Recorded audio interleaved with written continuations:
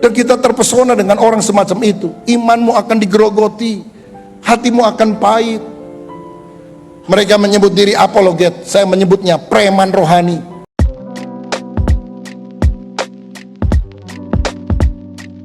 Assalamualaikum, selamat datang kembali di channel ini. Kali ini saya akan menanggapi salah seorang ketua sinode dari GBI, Gereja Betel Indonesia ya.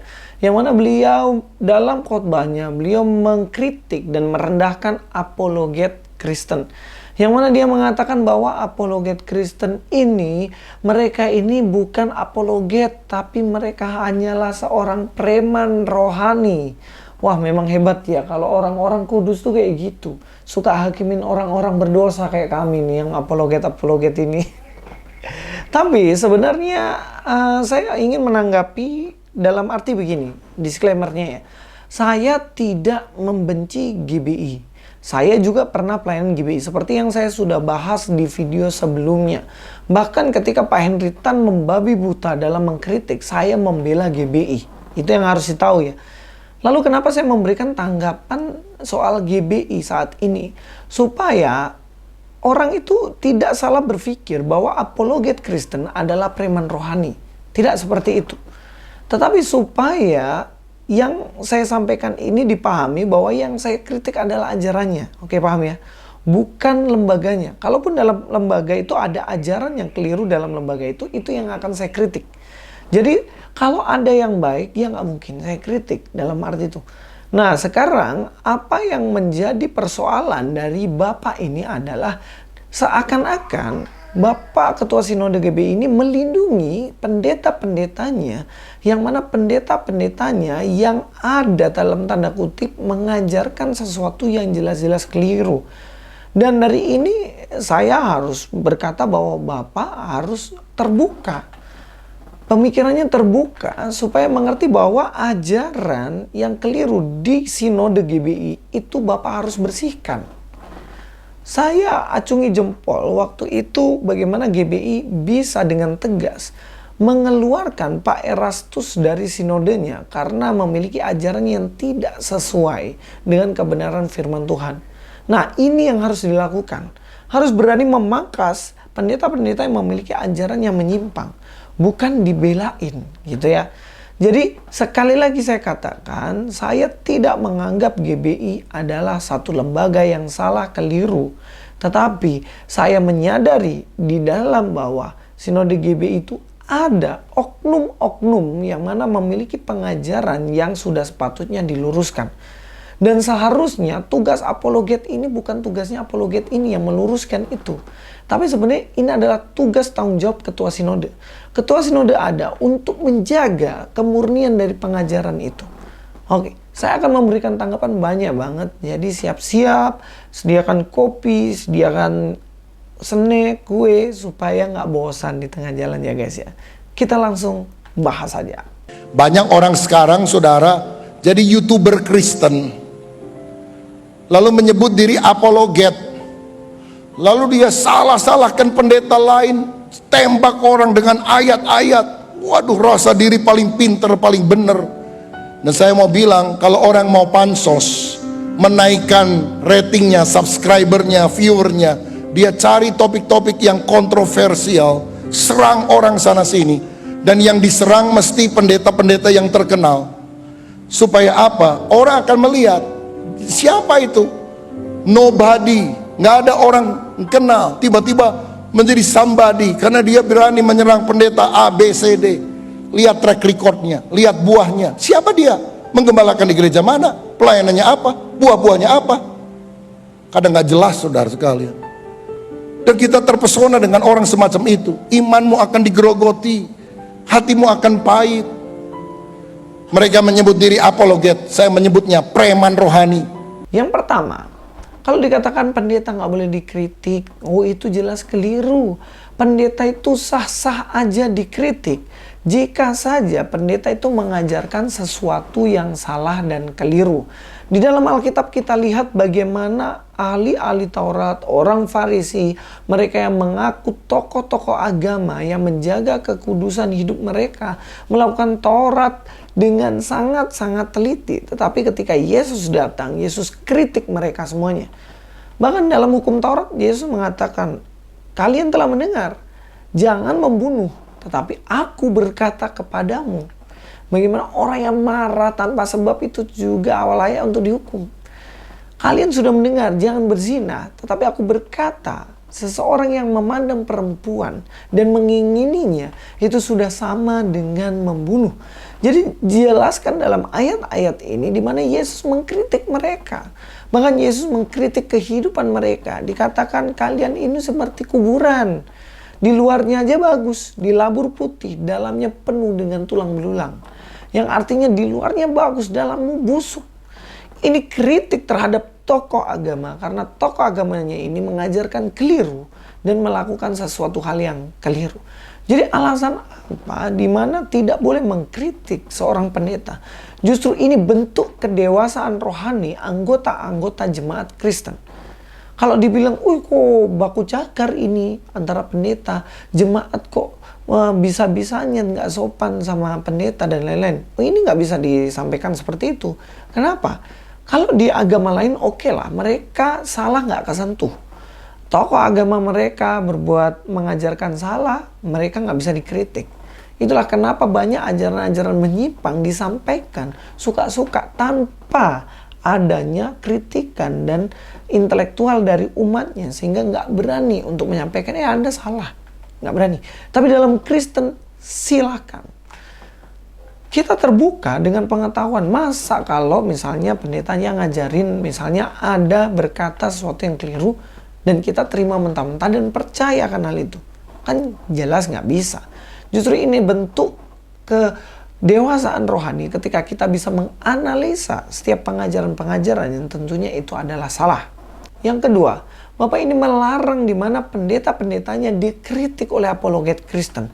Tetapi saat yang sama Anda sedang mengkritik apologet Kristen yang bahkan kami juga adalah seorang hamba Tuhan. Nah, ini jelas nggak seimbang atau namanya standar ganda. Kalau pendeta-pendeta Anda dilarang dikritik, tapi saat yang sama Anda mengatakan hamba-hamba Tuhan yang bergerak dalam apologetika, Anda mengatakan bahwa kami adalah preman rohani. Duh, nggak bisa dong. Kalau Anda berani mengkritik hamba Tuhan lain, Anda juga harus berani dikritik dan hamba-hamba Tuhan Anda. Sebenarnya begini, antara hamba Tuhan yang di gereja, gembala yang di gereja, dan juga apologet yang hidup di dunia teknologi, dunia maya ini, sebenarnya kita bukan saling mengkritik. Bolehlah saling mengkritik jika ada ajaran salah, tapi kita juga saling membantu. Logikanya gini, ketika kami menjangkau melalui media sosial dan banyak orang kemudian bertobat, mereka larinya kemana? Ketika mereka bertobat, apakah mereka akan penggembalaan dengan kami yang ada di YouTube? Kan nggak mungkin. Pasti mereka cari gereja terdekat. Contohnya, misalnya di Jakarta, ada satu orang dari agama lain kemudian bertobat dan percaya pada Yesus. Kemudian ketika chatting saya, Kak, saya bertobat, bagaimana ini? Pasti saya arahkan, oke, cari gereja yang terdekat. Gereja yang terdekat adalah gereja GBI. Gimana dong, Kak? Masuk aja. Pasti saya bilang gitu. Kamu akan digembalakan tempat itu dengan baik. Kita itu, Tuhan itu sudah sering mengingatkan bagaimana kita ini sebenarnya tubuh. Kita berbeda pelayanan, tetapi kita ini sebenarnya satu tubuh, saling melengkapi satu dengan yang lainnya. Nah, mungkin ada hamba-hamba Tuhan tertentu yang kurang kuat di dalam pengajaran, tetapi mereka hebat dalam penggembalaan. Nah, ketika menggembalakan dan berkhotbah, khotbahnya diupload di media sosial, pengaruhnya banyak ke seluruh Indonesia. Itulah tugasnya apologet untuk menjaga kemurnian dari ajaran itu. Begitu aja ajarannya menyimpang, ya kita kritik dong. Jangan anti kritik.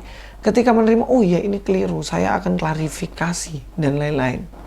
Pada waktu itu ada yang pernah mengajarkan bahwa kata Yohanes dalam ayat tertentu dikatakan itu adalah Yohanes Pembaptis. Padahal di situ adalah Yohanes murid Yesus. Kemudian para apologet kritik itu, itu keliru. Yang benar adalah Yohanes murid Yesus, bukan Yohanes Pembaptis. Dan kemudian dia klarifikasi dan minta maaf. Karena apa yang diajarkan udah keliru. Dan seharusnya seperti ini. Bukan membentengi mereka dengan bilang jangan dikritik. Kalian ini apologet Kristen preman rohani. Wih, Janganlah Anda mengatakan kalian ini apologet Kristen, kalian ini preman rohani. Ya nggak bisa gitu dong. Itu sama aja Anda mengatakan bahwa Yesus kamu itu preman rohani. Karena Yesus juga berapologet, benar kan? Yang selanjutnya, bapak-bapak gereja kalau kita lihat mereka juga adalah seorang apologet. Mereka melawan heresi atau bidat. Ada salah satu buku judulnya Against Heresy, yang artinya menghadapi, melawan heresi, bidat.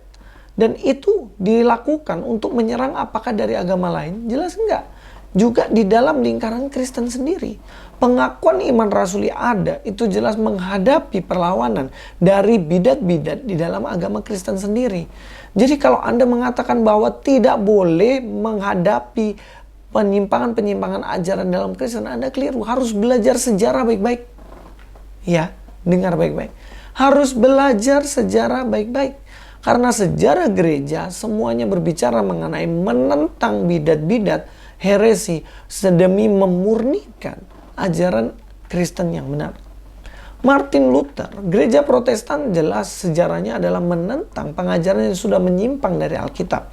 Sehingga Martin Luther membuat tesisnya dan kemudian pengikut Martin Luther membuat nama yang namanya Protestan. Calvinis juga, pengikutnya memberi nama Reform. Tapi semua masuk dalam Protestan. GBI adalah gereja Protestan. Seharusnya ketika GBI ini tahu sejarah dari gereja Protestan, maka dia harus tahu bahwa sejarahnya adalah karena melawan heresi dan bidat-bidat. Jadi jangan larang apologet-apologet Kristen untuk nyerang pendeta. Bukan menyerang pendeta, menjatuhkan pendeta, bukan menyerang pribadi pendeta. Tetapi ajaran-ajaran yang menyimpang dari oknum-oknum pendeta, itulah yang harus dibersihkan. Dan itu seharusnya pun tugas dari Bapak sebagai ketua sinode. Tuhan Yesus kita tahu sendiri bagaimana beliau membuat sebuah ajaran atau mengajarkan kepada para muridnya. Memang penyesatan harus ada, tetapi celakalah mereka yang membuat penyesatan itu. Dikatakan seperti itu. Bahkan dengan tegas dia mengatakan lebih baik seorang penyesat ini ditaruh batu kilangan di leher kemudian dilemparkan ke dalam laut. Yang artinya apa? Ya seharusnya nggak ada aja, mati aja orang-orang yang menyesat ini. Dan sebegitu tegasnya Yesus terhadap pengajaran-pengajaran yang menyimpang. Dan ini yang harus kita bawa sampai sekarang. Dan saya juga kadang heran kepada netizen ya. Netizen itu ketika ada hamba Tuhan, pendeta yang dia bangga-banggakan kena kritik karena ajaran yang keliru, mereka pasang badan dan mengatakan nggak boleh kritik. Sok kudus, sok rohani kamu ini, sok pintar dan lain-lain. Loh, jangan kayak gitu dong. Harus ikut berpikir, bener nggak sih yang diomongin Louis? Bener nggak sih yang diomongin sama orang-orang ini, apologet-apologet Kristen? Apakah sebenarnya pendeta saya, hamba Tuhan saya yang keliru? Sebenarnya kan itu sebatas ajaran untuk lebih murni lagi. Dan inilah yang penting. Kita harus berdiri di pihaknya Tuhan Yesus dong. Yesus sendiri kan menentang mereka yang mengajarkan keliru. Kita juga harus menentang ajaran yang keliru. Kan nggak mungkin kita bahas juga kalau pengajarannya benar. Iya nggak? Standar kebenarannya apa ya? Standar kebenarannya adalah kebenaran Kristiani. Berdasarkan sejarah yang telah berjalan ribuan tahun. Dan itu adalah ajaran Kristen yang sesungguhnya. Yang membuat saya heran juga, Bapak ini mengatakan bagaimana apologet Kristen menggeser iman orang-orang Kristen. Nah sekarang kalau kita mau jujur, siapa sebenarnya yang menggeser iman Kristiani kita? Apologet Kristen harus berpegang pada satu kebenaran. Keselamatan hanya ada dalam Yesus Kristus. Alkitab firman Tuhan. Yesus Kristus satu-satunya juru selamat. Dan kalau kita tahu bagaimana Yesus yang satu-satunya juru selamat, itu adalah pusat dari iman kita. Kalau kita sembuh, yang menyembuhkan jelas Yesus. Kalau kita selamat, yang menyelamatkan kita jelas Tuhan Yesus. Peribadatan kita yang kita cari adalah Yesus. Hamba-hamba Tuhan hanya alat saja. Tapi kalau kita lihat praktek-praktek sekarang pelayanan, bagaimana pendeta-pendeta, hamba-hamba Tuhan mencoba menggeser Yesus di tempat nomor 2 dan dirinya di tempat nomor 1. Salah satu contoh, spanduk-spanduk KKR. Spanduk-spanduk KKR kesembuhan dipajang dirinya paling besar. Kesembuhan KKR, pendeta titik titik titik titik. Dan dia kemudian himpun ribuan orang datang di lapangan dan dia bilang bahwa sembuh kamu sembuh, kamu sembuh. Sebenarnya mereka datang ibadah itu mau cari siapa? Mau cari pendeta ini yang membuat kesembuhan. Bukankah imannya kemudian bergeser dari yang harusnya kepada Yesus Kristus sekarang bergeser kepada ini pendeta-pendeta yang mengatasnamakan Yesus gitu. Dan saya sangat-sangat menyayangkan ya, ada orang yang mau jauh-jauh pergi ke luar kota karena didengar di kota tersebut ada salah satu pendeta yang mana katanya dia bisa menyembuhkan. Dan yang lebih miris lagi, dia ketika ketemu dan ada ratusan orang di situ, dia berusaha untuk memegang jubahnya. Karena dia berharap ketika memegang jubah seorang pendeta ini yang suka ngelaporin orang ini, kemudian dia akhirnya sembuh ketika pegang jubahnya. Nah, siapa yang menggeser sekarang? Apakah iman kita harus kepada si pendeta ini yang katanya bisa menyembuhkan? Bukankah harusnya kita lebih tunduk Tuhan Yesus Kristus yang adalah Tuhan Juru Selamat Sang Penyembuh itu? Bahkan Paulus sendiri kan tahu dengan baik bahwa dirinya tidak sembuh dari sakit. Karena Tuhan mengatakan, cukuplah kasih karunia keselamatanku untukmu. Karena semakin kamu lemah, kamu semakin kuat. Karena bergantung sepenuhnya pada Tuhan. Nah, inilah iman yang menggeser dan ini berbahaya. Fokus kita harus kepada Kristus saja sebagai pusat. Kita sebagai hamba Tuhan ini hanya alatnya aja. Dan kalau dibilang, apologet itu bahkan ada yang gak jelas gerejanya. Ya, ada beberapa yang gak jelas. Dan ujung-ujungnya ajaran mereka pun gak jelas. Mereka yang tidak memiliki gereja yang jelas, pasti mereka ajarannya juga gak jelas gitu. Dan kalau itu ditujukan kepada saya, Pak Gracia Pelu, Mas Didit, Andre Tunggal contohnya. Ya, Anda keliru. Kami memiliki gereja yang jelas. Kami menggembalakan gereja yang jelas. Kami ada di bawah satu naungan sinode dan terdaftar di Indonesia ini secara jelas. Jadi Pak, mohon dengan sangat bersih-bersihlah di GBI itu. Bersih-bersihlah oknum-oknum nakal yang mengajarkan sembarangan. Bersihkan. Sisakan mereka yang memiliki pengajaran-pengajaran yang benar di hadapan Tuhan. Dan saya yakin Tuhan pasti akan memakai lebih luar biasa lagi gereja ini. Saya sungguh mencintai Sinode GBI. Saya besar di sana. Saya pelayanan di sana. Tetapi sangat sayang jika terus-menerus dibiarkan oknum-oknum semacam ini. Sampai ketemu di video selanjutnya. Luis Prasetyo di sini. God be with you all.